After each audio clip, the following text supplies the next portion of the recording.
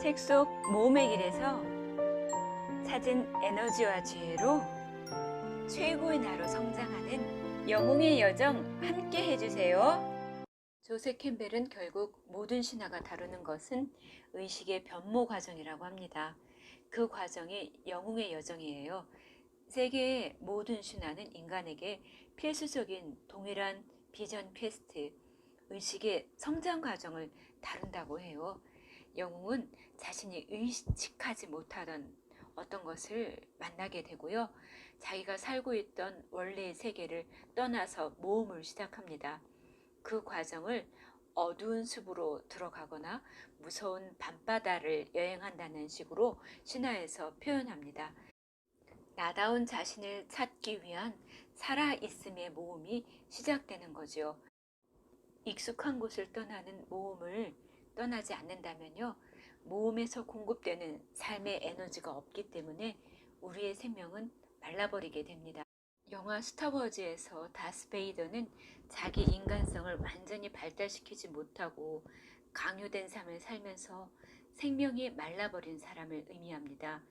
영화의 마지막 장면에서 컴퓨터를 끄고 기계를 끄고 너의 느낌에 따라 너의 마음이 가는 대로 하라라는 벤 게토비의 음성이 들리지요. 영웅의 여정은 모험으로부터 생명 에너지를 공급받는 Follow Your Bliss의 삶입니다. 조셉 캠벨의 책 중에서 1000개의 얼굴을 가진 영웅이란 책도 한번 참고해 보세요. 그 모험에서 영웅은 용을 만나게 되고 용을 죽이게 됩니다. 그 용은 사회로부터 그가 들은 뭐뭐 하면 안 돼, 뭐뭐 해야만 돼, 이런 말을 내면화하면서 진짜 자기인 줄 착각하고 있는 거짓 자기를 상징합니다. 이렇게 신화는 말 그대로 해석하는 것이 아니라 꿈과 마찬가지로 비유, 메타포, 상징으로 해석합니다. 신화는 인류의 집단 무의식으로부터, 꿈은 개인의 무의식으로부터 우리에게 보내는 신의 메시지이기 때문입니다. 진정한 자신이 그 용에 갇혀 있어요. 그런데 그 용을 죽이는 것은 역시 혼자 감당해야 하는 일입니다. 용을 죽인 영웅은요, 성배로 상징되는 진정한 자신이 되어 원래 살던 곳으로 돌아옵니다. 그 성배는 우리의 어두운 숲, 무서운 밤바다로 상징되는 깊숙한 우리의 내면에서 찾은 궁극적인 자신, 성장한 의식이고요. 동물적인 인간에서 영적인 인간으로 다시 탄생한 것을 의미합니다. 이렇게 진정한 자신으로 의식에 성장한 영웅은 원래 자기가 살고 있던 곳으로 돌아와서 세상과 자신을 돕습니다. 이렇듯 영웅의 여정이란 의식의 성장 과정을 상징합니다. 그렇다면 우리와 같은 평범한 사람이 과연 영웅이 될 수 있을까요? 신화의 힘을 읽으면서 제게 크게 와닿았던 구절은 조셉 캠벨이 모이어스에게 나는 도무지 보통의 사람을 본 적이 없습니다 하는 구절이나 당신에게서 광희를 본다는 구절이었습니다. 도무지 보통 사람은 없고 당신에게서 광희를 본다면 우리가 보통의 사람이 아니고 우리가 빛을 발한다는 말이겠지요. 여러분, 우리가 어떻게 보통의 사람이 아니고 영웅이 될 수 있으며 빛을 내고 있다는 말일까요? 그럼 그와 관련된 구절을 읽어보겠습니다. 모든 신화 속의 여행을 보면 궁극적인 겨냥, 모든 사람이 이루고 싶어하는 곳이 있습니다. 부처에게는 니르바나일 것이고 예수에게는 평화일 것이며 일반인에게는 방이 아주 많은 저택이겠지요. 그런 것을 찾는 것, 이것도 영웅 여행의 한 전형적인 모티브라고 할 수 있는지요. 우리가 이르러야 할 궁극적인 목적지는 바로 우리 안에 있어요. 운동 경기를 보면서 내가 조금 깨달은 게 있습니다. 정점에 이르러 있는 운동선수는 내부에 고요한 정점을 하나 지니고 있어요. 그 움직임은 바로 이 정점에서 생겨납니다. 움직임의 장에서 뛰고 있는 한 운동선수는 제대로 기량을 발휘할 수 없어요. 내 아내는 춤꾼인데요. 내가 물어보니까 춤의 세계에도 그런 게 있다고 하더라고요. 우리 안에 정점이 있다는 건 거의 확인이 된 셈입니다. 우리는 이 정점을 찾아내어 우리의 의지로 장악해야 합니다. 이 중심을 잃으면 긴장이 생기고, 긴장이 생기면 우리의 주의는 분산됩니다. 부처가 말한 니르바라는 바로 이러한 종류의 평화의 중심점입니다. 불교는 대단히 심리적인 종교이죠. 불교는 바로 고통이라는 심리적인 문제에서 시작합니다. 인생은 슬픈 것이라고 하는 데서 출발합니다. 그러나 이러한 고통과 슬픔으로부터 탈출구가 있는데, 이게 바로 니르바나입니다. 니르바나는 우리 마음 혹은 의식의 어떤 상태를 말하는 것이지 천당처럼 어떤 곳을 지청하는 것은 아닙니다. 그러니까 니르바나는 인생이라는 소용돌이, 바로 그 안에 있는 것이지 밖에 있는 것은 아닙니다. 이러한 니르바나 상태는 욕망이나 공포나 사회적인 인연에 쫓기면서 살지 않게 될 때, 자기 안에서 내적인 평화의 중심을 발견하고 그것을 선택하는 행위를 통해서 달성할 수 있는 것입니다. 이 중심에서 나온 자발적인 행위, 이것이 바로 보살의 길, 말하자면 이 세상의 슬픔에 기꺼이 참여하는 삶인 것이죠. 여기에 이르면 우리는 어떤 것에 붙잡힌 상태에서 벗어납니다. 욕망, 공포, 의무 같은 우리를 붙잡는 것에서 우리가 바로 우리 자신을 풀어놓았기 때문입니다. 이런 것을 성취한 사람, 이것이 바로 이 세상의 통치자입니다. 티베트 불교화에서 이른바 됨의 바퀴가 있어요. 대단히 오묘한 그림이죠.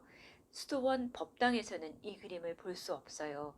이 그림은 외벽에 있으니까요. 외벽에 있는 까닭은 이 그림이 사신의 공포에서 노연하지 못한 세상의 이미지를 그리고 있기 때문입니다. 이 그림에 있는 6가지 환생의 영역은 끊임없이 돌고 있는 바퀴의 6바퀴의 살로 나타나 있어요. 첫 번째 영역은 짐승의 삶이 있는 곳, 둘째 영역은 사람의 삶이 있는 곳, 셋째 영역은 천상계 신들의 삶이 있는 곳, 넷째 영역은 지옥에서 벌을 받는 영혼의 삶이 있는 곳입니다. 다섯째 영역은 호전적인 귀신의 삶이 있는 곳, 신들과 맞서는 티탄 같은 귀신들의 삶이 있는 곳, 여섯째 영역은 굶주린 귀신들의 삶이 있는 곳입니다. 이들의 영혼에는 애착과 집착과 기대로 가득 찬 타인에 대한 사랑이 남아 있습니다. 아기는 베르가 불룩하고 입은 뾰족하지요. 그러나 이 육도의 각 영역 한가운데에는 부처가 있습니다. 이 부처는 깨달음과 해탈의 가능성을 상징합니다. 이 바퀴의 굴대에는 3마리의 상징적인 동물, 즉 돼지, 닭, 뱀이 있습니다. 바로 이 3종류의 짐승, 즉 미혹스러움, 욕망, 악의를 상징하는 이 3짐승은 이 바퀴를 돌리는 힘입니다. 이 바퀴의 태는 굴대에서 바퀴를 굴리는 3마리 짐승의 소나기에서 의식이 잡혀있는 사람, 죽음의 공포에서 헤어나지 못하는 사람의 한계를 상징합니다. 중심의 굴대와 소위 삼독 주위에는 어둠으로 내려가는 인간의 영혼, 깨달음으로 오르는 인간의 영혼이 있지요. 깨달음이라는 게 무엇입니까? 깨달음이란 만물을 통해 영원성의 찬연함을 인식하는 일이지요. 이 만물이라는 것은 이승에서는 선한 것으로 판별될 수도 있고 악한 것으로 판별될 수도 있는 것인데, 바로 그 이면을 꿰뚫어 보아 버리는 것이지요. 여기에 이르면 속세적 욕망이나 잃는 것에 대한 두려움에서 완전히 노연합니다. 예수는 비판을 받지 않으려거든 남을 비판하지 말라고 합니다. 블레이크는 지각의 문전이 깨끗하면 만물이 그 자체로 영원하다는 것을 보여줄 수 있다고 합니다. 대단히 힘든 여행이겠군요. 천국행 여행이기도 하지요. 성자나 스님들만 할 수 있는 것 아닙니까? 아니지요. 예술가들도 할 수 있어요. 진정한 예술가는 조이스의 이른바 만물의 광휘를 그 자체가 가진 진리의 드러냄으로 인식하고 해석할 줄 아는 사람입니다. 그런데 그런 희한한 재능이 보통 사람에게는 없지 않습니까? 나는 보통 사람이라는 게 있다는 사실 자체도 믿지 않아요. 사람은 다 경험에서 기쁨을 느끼는 나름의 방법을 가지고 있습니다. 그러니까 사람은 마땅히 그것을 인식하고 그것을 개발하고 그것과 사귀어야 합니다. 나는 사람들에게 보통의 사람이라는 소리를 들으면 거북해지곤 하는데요. 그 까닭은 내가 보통의 남자, 보통의 여자, 보통의 아이 같은 걸 도무지 만나본 적이 없기 때문입니다. 이런 깨달음에 이르는 방법은 예술뿐인가요? 내가 추천하고 싶은 방법은 종교와 예술을 통해 이르는 방법입니다. 삶엄한 철학으로는 이룰 수 있을 것 같지 않아요. 학문이라는 것이 개념이 종교하게 얽힌 숲과 같은 것이니까요. 그러나 타인에게 자비의 문을 열고 가슴으로 사는 삶은 누구에게나 가능하지요. 결국 깨달음의 경험은 성자나 예술가에게만 가능한 게 아니고 우리 모두에게 가능한 것이죠. 하지만 깨달음이라는 것은 우리의 잠재력에 지나지 않습니다. 이 잠재력은 기억이라는 튼튼한 금고 안에 들어가 있는 것이고요. 어떻게 하면 이걸 열 수 있습니까? 다른 이의 도움을 받으면 열 수 있지요. 가까운 친구 혹은 훌륭한 스승의 도움을 받을 수 있으면 좋겠지요. 이런 깨달음을 촉발하는 자극은 사람에게서 나올 수도 있고 교통사고 같은 것으로 당하는 충격을 통해서도 나올 수 있어요. 하지만 그것은 역시 깨달음의 문제를 다룬 책에서 나온다고 해야겠지요. 내 경우 대부분은 책에서 나옵니다. 정말 많은 선생님을 만나는 은혜를 누리기도 했지만요. 선생님 책을 읽을 때마다 저는 이런 생각을 합니다. 이것 봐, 모이어스. 신하가 무엇이기에 너를 고목의 가지 위에다 올려놓은 것밖에 더 돼? 너는 산자들의 모둠사리에 속해 있어. 이 모둠사리는 네가 이 세상에 오기 훨씬 전부터 여기에 있었고 네가 가버리고 난 뒤에도 오래오래 이곳에 있을 것이야. 그 모둠살이라고 하는 게 너를 길러주고 너를 보호해주고 있잖아. 그러니 이번에 너희가 그걸 길러주고 보호해줘야 하지 않겠어? 그런데 신하라니. 단언하건대 신하는 우리 삶의 훌륭한 의지가지 같은 것이에요. 내 삶으로 쏟아져 들어온 이런 종류의 지혜가 우리 삶에 일으켜 놓은 기적은 정말 대단한 거랍니다. 하지만 사람들은 묻습니다. 신화는 결국 거짓말이 아니냐고요. 아니에요. 신화는 거짓말이 아니에요. 신화는 신화는 메타포일 뿐이에요.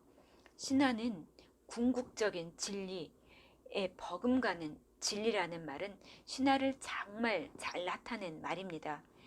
이게 왜 버금이냐 하면 궁극적인 것은요, 결국 언어로 드러낼 수 없기 때문입니다. 그러므로 언어로 드러난 진리 중에서 으뜸이라는 뜻이죠. 신화의 진리는 말씀 넘어, 이미지 넘어 불교에서 말하는 전륜의 태 밖에 있어요. 신화는 우리의 마음을 이 태 밖으로 보냅니다. 이 태 밖에 있는 것은 알의 대상은 될 망정 드러냄의 대상은 되지 않습니다. 그래서 이것이 궁극적인 진리에 버금가는 진리인 것이죠. 신화 자체의 신비와 우리 자체의 신비를 알고 체험하면서 사는 것은 대단히 중요한 일입니다. 이런 암과 체험은 우리 삶의 광휘를, 새로운 조화를, 새로운 빛을 더합니다.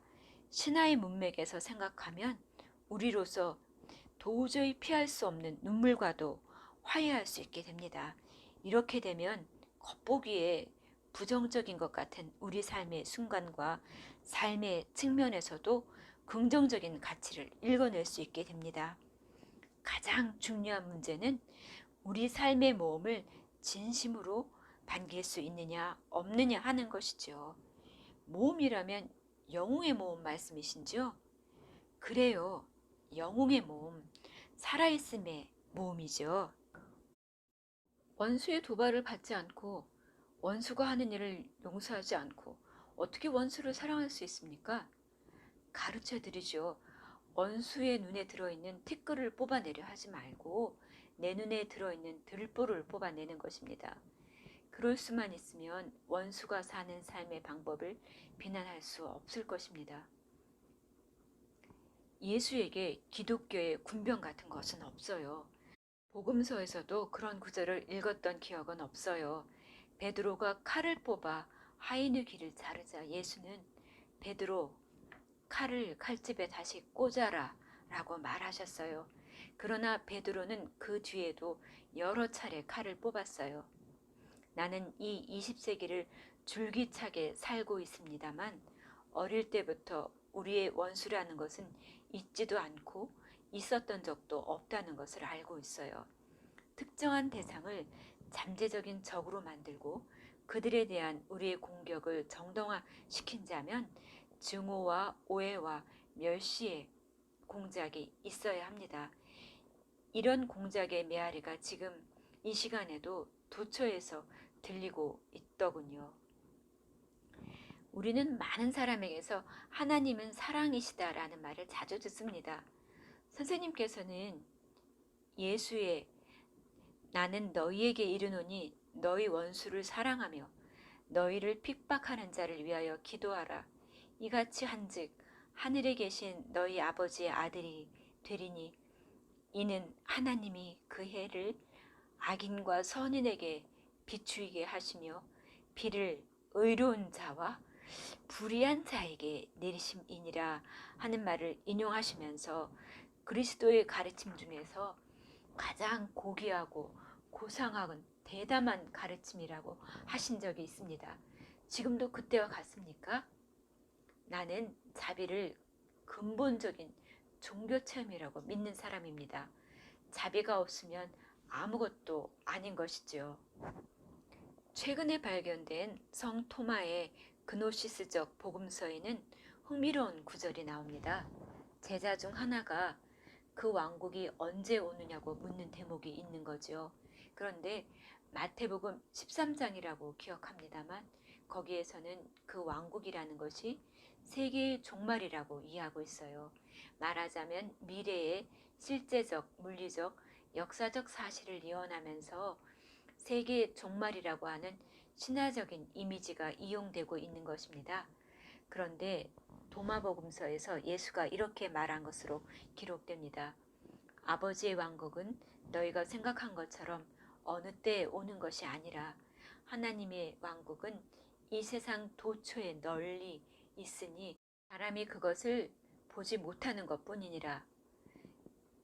그래서 나는 이렇게 모이어스 씨를 보면서 모이어스 씨를 통해서 신의 임재를 상징하는 광휘를 본답니다. 저를 통해서요? 그럼요. 예수는 내 입으로 마시는 자는 나와 같이 될 것이고 나 또한 그와 같이 될 것이라고 했지요. 이때 예수는 그 자리에 있는 자기가 아닌 다른 존재가 실제한다는 관점에서 말한 겁니다. 그 다른 존재는 그리스도일 수도 있고 우리 모두의 존재일 수도 있어요. 누구든 그 존재와의 관계 안에서 살면 그리스도와 같을 수 있다는 겁니다. 누구든 말씀의 메시지를 삶 속에서 동화시킬 수 있으면 곧 그리스도와 동등해질 수 있다. 이게 바로 이 구절의 의미인 것입니다. 선생님께서 저라는 사람이 신의 광해일 수도 있다는 그 하신 게 바로 그 때문입니까? 그럼요. 선생님도 저에게 광해일 수 있습니까? 나는 농담을 한 게 아닙니다. 저도 지금 농담을 하는 게 아닙니다. 저도 다른 사람에게서 신성을 느낀다는 걸 납득합니다. 그뿐이 아닙니다. 이 대화에서 모이어스 씨가 드러내고 있는 것, 드러내고자 하는 것이 바로 이 영적인 원리의 깨달음입니다. 그러니까 모이어스 씨가 곧 그 깨달음의 수레인 것이지요. 모이어스 씨가 곧 정신의 광휘인 것입니다. 모든 사람에게서 다 그렇습니까? 자기 삶을 가슴으로 사는 삶의 단계에 올려놓은 사람에게는 다 그렇습니다. 정말 정신의 그런 지오그래피, 위치에 따른 배열이 가능하다고 믿습니까? 은유적인 언어예요. 그러니 반드시 그렇지만도 아는 것이 우리는 어떤 사람을 보고 그 사람이 성적인 기관의 수준에서 살고 있다. 그 사람 삶의 목적은 그것이다. 이런 말을 할 수 있죠. 그게 바로 그 사람에게는 삶의 의미랍니다. 이것은 프로이트의 철학 아니겠어요? 다음에 대두된 것이 권력의 의지라고 할 수 있는 애들러의 철학입니다. 애들러에 따르면 인생은 장애물과 싸우는 것, 이로써 장애물을 극복하는 것입니다. 이런 인생도 완벽한 인생일 수 있어요. 신들 중에서도 그런 삶을 표성하는 신이 있으니까요. 그러나 이건 동물의 수준이에요. 그런데 여기에 다른 종류의 인생이 있어요. 이러저러한 방법으로 자기 삶을 타인에게 나누는 그런 인생이 있어요. 가슴의 열림으로 상징되는 삶이 바로 이런 삶인 겁니다. 그런 삶의 본원은 무엇입니까? 남의 삶에서 나의 삶을 인식하는 것. 나와 남은 둘이지만 살고 있는 삶은 하나임을 인식하는 데서 출발하겠지요. 신은 그 하나의 삶을 표상하는 이미지입니다. 우리는 자신에게 하나의 삶이 어디에서 오는 것이냐 하는 질문을 자주 던지지요. 사람의 현상을 놓고 자꾸만 그러한 현상이 누구에 의해 만들어졌냐고 생각하는 사람들은 그래, 하나님이 만드신 거야 라고 말하겠지요. 이런 사람들에게서 하나님은 삶의 본원인 것입니다. 그러면 종교는 무엇입니까? 종교라는 말은 렐리지오, 즉 뒤로 연결됨을 뜻합니다. 우리는 조금 전에 둘이서 나누어 사는 하나의 삶에 관한 이야기를 했습니다. 그런 삶이 있다면 내가 사는 조각난 삶은 한 삶과 연결되어 있다. 다시 말해서 렐리기오로 되어 있는 것입니다. 이것은 종교의 이미지에서 상징으로 나타나 있어요. 상호 연결되어 있는 상태를 드러내는 것, 이것이 곧 종교인 것입니다. 아시다시피 우리의 영혼은 서로 다른 중심 혹은 서로 다른 원형적인 경험의 단계를 지나 상승합니다. 그래서 처음에는 기아와 탐욕 같은 기본적인 동물적인 경험 단계에서 시작하여 성욕의 단계를 지나 물질적인 것을 초월하는 단계로 이행합니다. 이런 단계가 바로 경험이 우리에게 에너지를 부여하는 단계인 겁니다. 그러나 이런 단계를 거치고 우리의 마음의 중심이 의식되기 시작하고 다른 사람 혹은 다른 피조물에 대한 자비에 눈뜨게 되면 문득 나와 타자가 사실은 둘이 아니라 한 생명을 나누고 있다는 걸 깨닫게 됩니다. 이렇게 되면 완벽하게 새로운 영적인 삶의 단계가 열립니다. 여러분, 신화의 힘이라는 책 속 모험에서 어떤 에너지와 지혜를 찾을 수 있으셨나요? 저는 제 삶이 영웅의 여정임을 그 모험에서 공급되는 생명의 에너지로 삶의 지복을 느끼는 삶, Follow Your Bliss라는 삶에 적용할 에너지를 얻었습니다. 이 책은 세계의 신화, 무의식과 원형, 이원성, 초월성, 의식, 사회와 문화 등등 방대한 주제를 다루고 있어서 여러 번 읽었습니다. 그래도 참 어려웠습니다.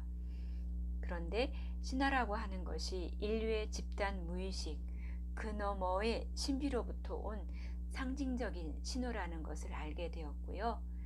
이 채널을 듣는 여러분과 저는 이미 내면의 중심, 진정한 나 자신을 찾아가는 의식의 성장, 영웅의 여정이라는 모험을 시작한 영웅인 것 같아요.